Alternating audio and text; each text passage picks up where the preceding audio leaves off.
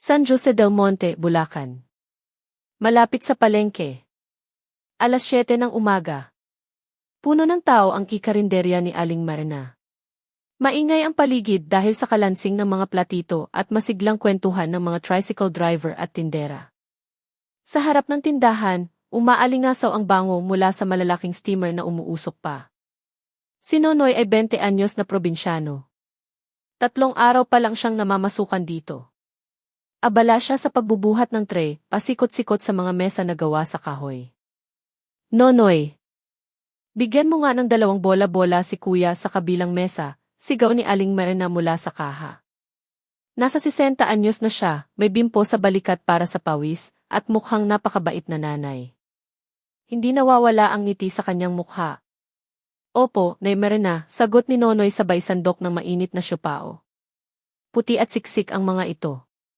Pagdating sa mesa 4, agad na hinati ng isang matandang lalaki ang siopao. Wow! Tumambad ang maitim-itim at siksik na laman sa loob, kasama ang humahalimuyak na sauce. Nakakamag-anak ang amoy. Grabe, ang sarap, sabi ng mamang customer habang ginunguya ito ng buong gana. Iba talaga ang timpla ni Aling Marina, babalik-balikan mo. Ang lambot ng karne. Anong parte kaya ng baboy to? Sumagot si Aling Marina mula sa counter ng nakangiti, secret recipe yan, Mang Berting. Ako mismo ang namimili sa palengke at ako rin ang nagigiling. Basta may halong pagmamahal, masarap. Napatingin si Nonoy kay Aling Marina at nakaramdam ng paghanga. Ang bait talaga ni nanay. Ang swerte ko at dito ako nakahanap ng trabaho, isip-isip niya. Pero, may isang bagay na napapansin si Nonoy. Ang palaman ng siopao, minsan. Masyadong mapula. Mas mapula kaysa sa karaniwang giniling na baboy. At minsan, may mga maliliit na buto o kunat na hindi nagiling ng maayos. Pero para sa mga suki, iniisip nilang tilitid o cartilage ilang ito kaya sige pa rin ang kain. Nonoy, pagkasara ng tindahan, may ipapagawa ako sayo. Punta ka sa likod ha, tawag ni Aling Marina. Ang kanyang mga mata, parang nag-iba ng kulay saglit. Mula sa mainit na tingin, naging malamig at matalim. Nang maibaba na ang mga roll-up door ng karinderya, tumahimik ang buong barangay. Lumapit si Aling Marina kay Nonoy na may dalang pinggan na puno ng ulam at kanin. Oh, eto anak. Hindi ito tira-tira ha. Tinabi ko talaga to para sayo. Espesyal na adobo yan. Kumain ka para lumakas ka. Tuwang-tuwa si Nonoy. Salamat po, Nay Marina. Kayo lang po ang nagtrato sa akin ng ganito, parang tunay na anak. Agad nilantakan ni Nonoy ang pagkain. Napakasarap ng ulam. Malambot ang karne at manuot-nuot ang lasa. Nga pala, Nay, tanong ni Nonoy habang kumakain. Bukas po ba magigiling tayo ng karne para sa siopao? Tulungan ko na po kayo. Mahirap naman kung kayo lang mag-isa. Biglang. Nanigas ang mukha ni Aling Marina. Nawala ang kanyang ngiti. Hindi na kailangan. Ang boses niya ay naging seryoso at malamig. Yung bodega sa likod bahay. Ang silong na yon, bawal pasukin ng kahit sino. Sekreto ng pamilya ko yon. Mula pa sa lolo ko, sikreto na namin ang recipe ng siopao. Inilabas ni Aling Marina ang isang malaking kumpol ng susi mula sa kanyang duster. Naglakad siya papunta sa makapal na pintuang bakal sa sulok ng kusina. Klak! Ang tunog ng malaking kandado ay umalinggaw-ngaw sa katahimikan ng gabi. Tandaan mo, Nonoy, lumingon si Aling Marina. Kapag nakita kitang lumapit sa pintong iyan, tatanggalin kita sa trabaho. Naiintindihan mo ba? Opo, Nay. Nanginginig na tumango si Nonoy. Muling humiti si Aling Marina. Parang nagsuot ulit ng maskara. Mabuti. Matulog ka na ng maaga pagkakain mo. Marami tayong gagawin bukas. Umakyat na si Aling Marina sa 2 palapag. Naiwan si Nonoy sa kusina. Habang sumusubo, hindi maalis ang tingin niya sa pintuang bakal. Sa ilalim ng pinto, parang may malamig at malansang hangin na sumisingaw. Tirik na tirik ang araw. Ramdam ang init at alinsangan ng Agosto sa Pilipinas. Bihira ang tao sa kalsada at walang customer sa karinderya. Tanging ugong ng electric fan at huni ng mga langaw ang maririnig. Si Nonoy ay nagpupunas ng mesa gamit ang basahan. Papikit-pikit na siya sa antok. Nang biglang, may dumating na dayuhang backpacker sa harap ng tindahan. May malaki itong bag at basang-basa ng pawis. Mukhang kanina pa naglalakad. Hello. Good afternoon, bati ng dayuhan na hingal. Water. And phone charge. Senyas niya na lobat na siya at uhaw na uhaw. Nang abutin niya ang baso ng tubig, kumislap sa ilalim ng araw ang suot niyang singsing sa palasingsingan, isang silver dragon ring. Agad lumabas si Aling Myrna mula sa kaha. Ay! Sir, come in. Pasok po kayo. Mainit sa labas. Kahit barok ang English, todo asikaso siya at sobrang hospitable tingnan. Nonoy. Bigyan mo ng malamig na tubig si Sir. Tapos dalhin mo sa likod. Mainit dito, doon sa likod may aircon. Aircon?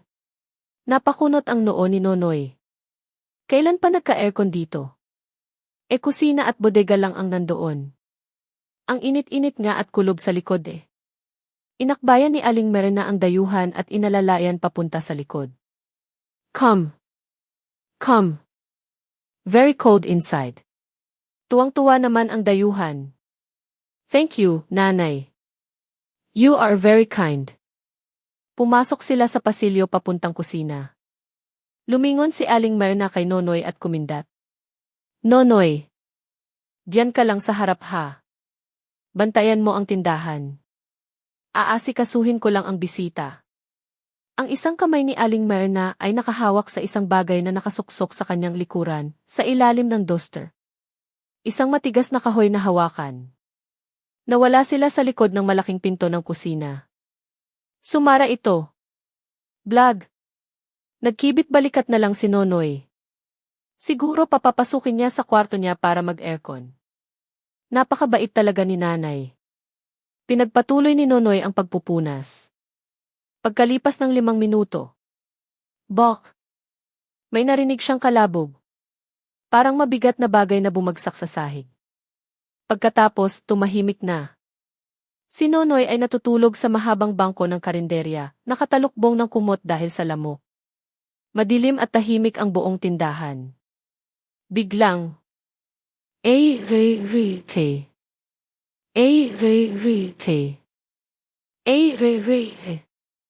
Nagising si Nonoy sa ingay ng makina. Galing sa likod, sa kusina. O mas tiyak. Galing sa silong. Ano ba yan, ang aga pa nagigiling na si nanay? Bumangon si Nonoy at dahan-dahang sumilip sa kusina. Nakasara ang pinto ang bakal ng bodega, pero may naaaninag siyang ilaw mula sa ilalim ng pinto. Ay-re-re-te. Crack! Palakas ng palakas ang tunog. Tunog ng meat grinder. Pero hindi tulad ng normal na giling, parang may matigas na bagay itong ninunguya. Jarak. Parang hirap na hirap ang makina. Pati ba buto ginigiling niya, tanong ni Nonoy sa sarili. Maya-maya. Tag. Tunog ng pagtadad gamit ang mabigat na itak. Sobrang lakas ng bawat hampas, parang yumayanig ang sahig. Hindi ganito kalakas ang tunog kung baboy lang ang kinakatay. Nang humihip ang hangin, isang masangsang na amoy ang sumalubong kay Nonoy. Puy! Nagtakik siya ng ilong. Hindi ito amoy baboy. Ang baboy hindi ganito ang amoy. Ito ay amoy. Kalawang. Masangsang na amoy ng sariwang dugo. Naalala ni Nonoy ang backpacker kaninang hapon. Yung bisita kaya.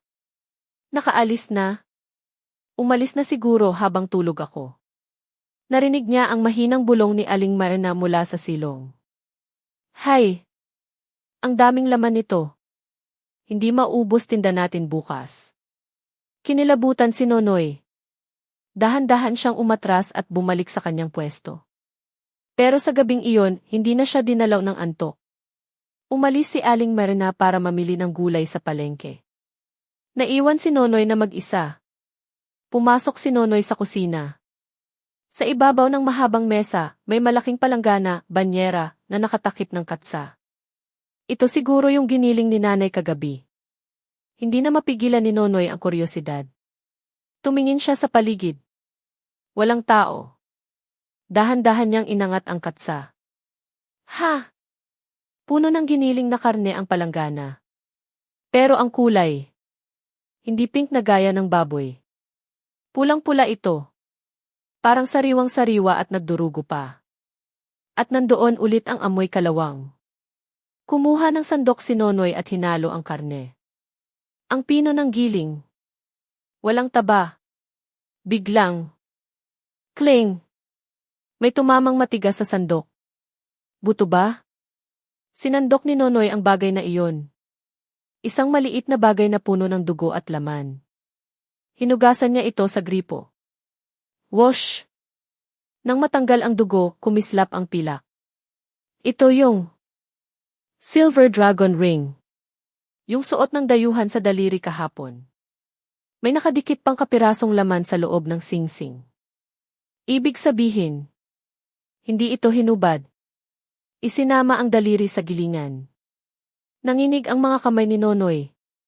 Nahulog ang sandok. Ibig sabihin, lahat ng karning ito. Naduduwal siya. Ang ulam niya araw-araw, ang siopao na kinakain ng mga tao. Lahat yon. Tao. Tlak. Narinig niyang bumukas ang pinto sa harap. Nandyan na si Aling Marina. Mabilis na ibinulsa ni Nonoy ang singsing at ibinalik ang takip ng palanggana. Pagpasok ni Aling Marina, pawis na pawis ito galing palengke. Dumiretso siya sa taas.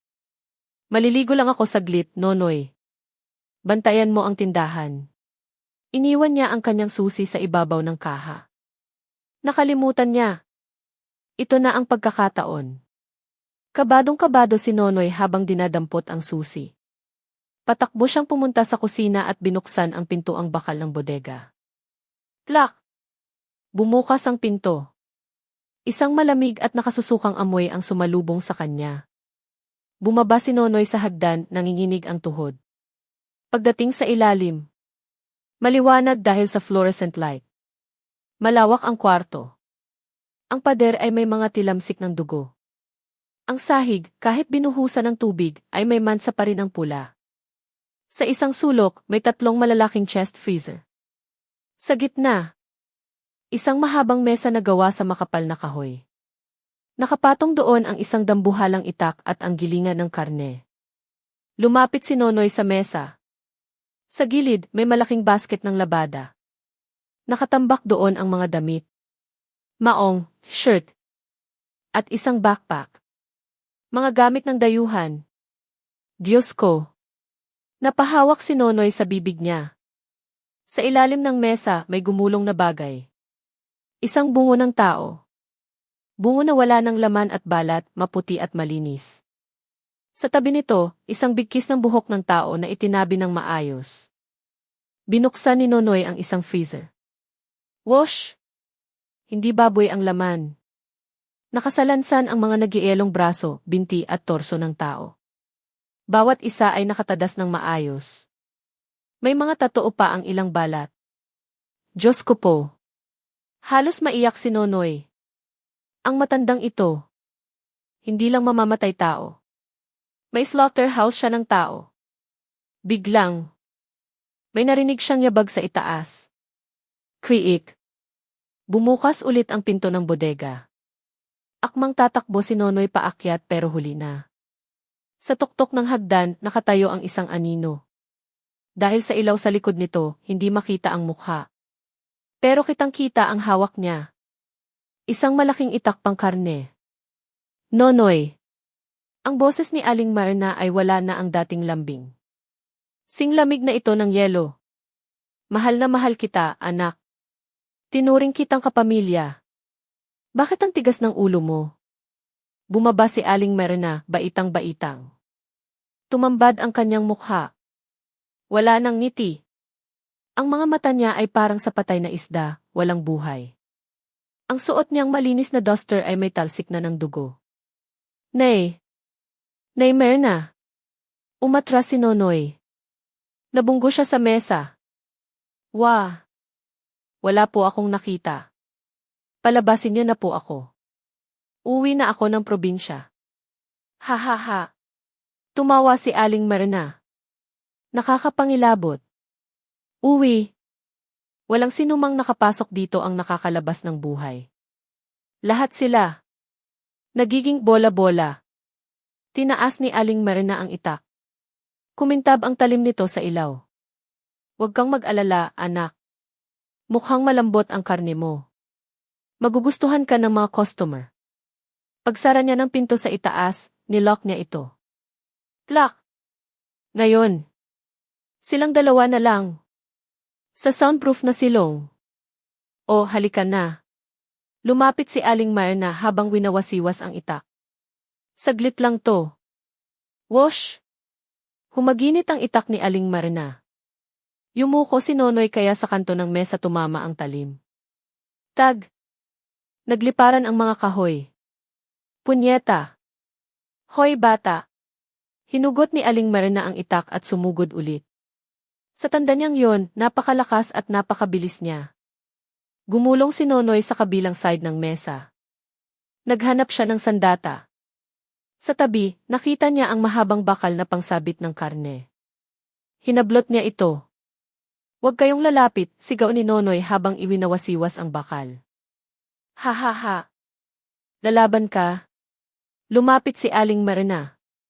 Sa taong kasing edad ng nanay mo, hinampas ni Aling Myrna ng itak ang bakal. Klang! Nabitawan ni Nonoy ang bakal sa lakas ng impact. Agad siyang sinipa ni Aling Myrna sa tiyan. Tumalsik si Nonoy at bumangga sa freezer. Tapos ka na. Tinaas ni Aling Myrna ang itak para sa huling buwelo. Sa takot, dinampot ni Nonoy ang isang balde sa tabi at ibinato sa mukha ni Aling Myrna. Ang laman ng balde. Mga lamang loob at dugo. Sblak! Nabulagta sa mukha ni Aling Myrna ang malansang dugo. Pumasok ito sa mata niya. Aray! Ang hapdi! Sigaw ni Aling Myrna habang kinukusot ang mata. Nagwasiwas siya ng itak ng walang direksyon. Pagkakataon na. Tumayo si Nonoy at inagaw ang susi sa duster ni Aling Myrna. Bitawan mo ko. Kinagat ni Aling Myrna ang braso ni Nonoy. Aray! Napasigaw si Nonoy pero tinulak niya ng malakas ang matanda. Nadulas si Aling Myrna sa dugo at bumagsak. Nakuha ang susi. Karipas ng takbo si Nonoy paakyat ng hagdan. Rinig niya ang mga mura ni Aling Myrna. Hindi ka makakatakas. Babalatan kita ng buhay. Nasa pinto na si Nonoy. Nanginginig ang kamay, hirap isusi. Dali! Dali! Papalapit na ang mga yabag sa hagdan. Klak! Bukas! Tinulak ni Nonoy ang pinto at humagibis palabas sa kusina. Sinubukan niyang isara ang pinto pero nabali ang susi. Hingal na hingal siyang tumakbo papunta sa likod ng karinderya, sa exit. Kuya Jojo! Kuya Jojo! Tulungan niyo ko! Nakatayo sa may pinto ang kusinero na si Kuya Jojo. Relax lang itong naninigarilyo. Hinawakan ni Nonoy ang braso nito. Kuya! Si Aling Myrna. Pumapatay ng tao. Maraming bangkay sa silong. Papatayin niya ako. Tumawag tayo ng pulis. Tinapon ni Kuya Jojo ang sigarilyo at tinapakan. Tinitigan niya si Nonoy. Walang gulat sa mukha niya. Ah! Alam ko. Malamig na sagot nito. Po. Natigilan si Nonoy. Dinampot ni Kuya Jojo ang makapal na kawali sa tabi. Sa tingin mo ba? Kaya ng isang matandang babae na gawin lahat yon mag-isa? Sino sa tingin mo ang nagtatadas ng mga buto? Umiti si Kuya Jojo. Naninilaw ang mga ngipin. Ako. Aatras sana si Nonoy pero huli na. Buong lakas na hinampas ni Kuya Jojo ang kawali sa ulo ni Nonoy. Bong! Ah! Nagdilim ang paningin ni Nonoy. Tumulo ang dugo sa noo niya at napaluhod siya. Parang umiikot ang mundo. Sa sandaling iyon, lumabas si Aling Myrna mula sa kusina, hawak pa rin ang itak. Tumingin siya kay Kuya Jojo at mumiti ng may kasiyahan. Salamat, Jo. Ang bilis tumakbo ng batang to. Hinila ni Aling Myrna ang buhok ng nakahandusay na si Nonoy. Sayang naman. Masipag pa naman. Kaso, masyadong tsismoso. Sa huling hininga ng malay ni Nonoy, pilit niyang binigkas, madudunot kayo. Sa impyerno. Impyerno. Tumawa si Kuya Jojo. Walang impyerno, Nonoy. Gutom at busog. Yan lang ang meron sa mundo. Hinawakan ni Kuya Jojo ang dalawang paa ni Nonoy. Nay, hihilahin ko na to sa baba. Buksan niyo na ulit ang gilingan. Kinalagkad ang katawan ni Nonoy sa sahig ng kusina. Gusto niyang sumigaw pero wala ng boses na lumalabas. Ang madilim na bunganga ng bodega ay nag-aabang na para lamunin siya. Maaliwalas ang sikat ng araw. Ang karinderya ni Aling Myrna ay puno na naman ng tao. Si Aling Myrna, naka-duster na kulay pink at bagong ligo, ay mabangong-mabango tingnan. Wala na ang bahid ng dugo kagabi. Puro tamis na lang ng ngiti. O, eto na. Bagong luto, mainit na siopao. Isa-isang nilapag ni Aling Myrna ang umuusok na bola-bola sa mga mesa. Kinagatan ng customer sa mesa dalawa ang siopao. Init. Pero grabe, parang mas manamis-namis ang karne ngayon ah. Ang lambot, natutunaw sa bibig. Tumawa si Aling Myrna. Talaga? Baka bagong katay kasi yung baboy. Sige lang, kain lang kayo ng kain. Sa kabilang mesa, isang customer ang biglang napahinto sa pagnguya. Crack! May nakagat siyang matigas. Iniluwan niya ito sa palad niya. Isang buttons. Puting buttons ng polo shirt. Ang buttons ng uniform na suot ni Nonoy. Oy! Ano to? Tinitigan ng customer ang buttons. Agad na lumapit si Aling Myrna. Hindi man lang siya kinabahan. Ay! Sorry po, sir. Buong paminta lang siguro yan o buto ng rekado. Akin na po. Papalitan ko ng bago. Mabilis na kinuha ni Aling Myrna ang buttons at ang tirang siopao, sabay abot ng bagong luto. Pasensya na po ulit. Nasiyahan naman ang customer at itinuloy ang pagkain.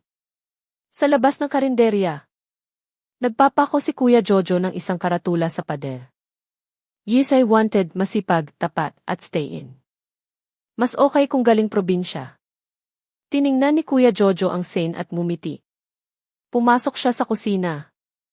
Sa loob, ang tunog ng gilingan ng karne, yiri-sisi, ay muling umugong ng mahina. Basta masarap ang siopao, masaya ang tao. Kung ano ang nasa loob. Wala nang nagtatanong.